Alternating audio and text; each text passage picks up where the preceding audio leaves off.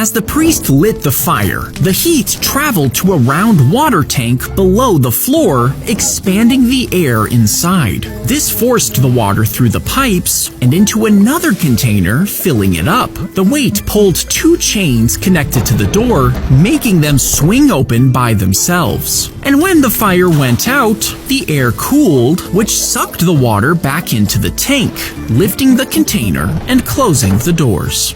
As they sailed into the Arctic, the water froze around them, trapping their ships in ice. Now, each ship was filled with enough food to last all 129 men for years, and they planned on the ice melting by the summer, but it didn't budge, even after almost 2 years. So they tried to walk back home on the frozen sea, where they died, still hundreds of miles away from the nearest town. Over a century later, the empty ships were finally discovered, and inside they found human bones with knife marks, meaning they didn't just freeze to death, some of them were eaten.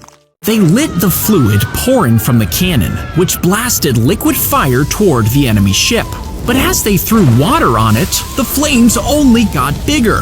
You see, Greek fire stuck to anything it landed on, and it could even burn on the sea. So they launched jars of it at other ships and even pumped it through small hoses like flamethrowers. And the recipe was so secret that legend says when a man tried to leak it, he burst into flames and died. To this day, we still don't know how it was made.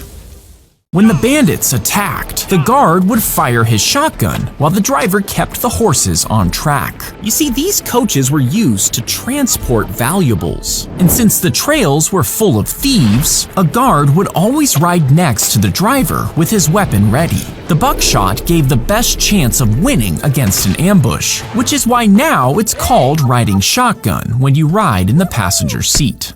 They stuffed the rifle in between sandbags and tied 2 tins to the top and bottom, connecting the trigger to the lower one. Then they filled the top can with water before poking holes in it. And as the water dripped down, it slowly filled the bottom tin.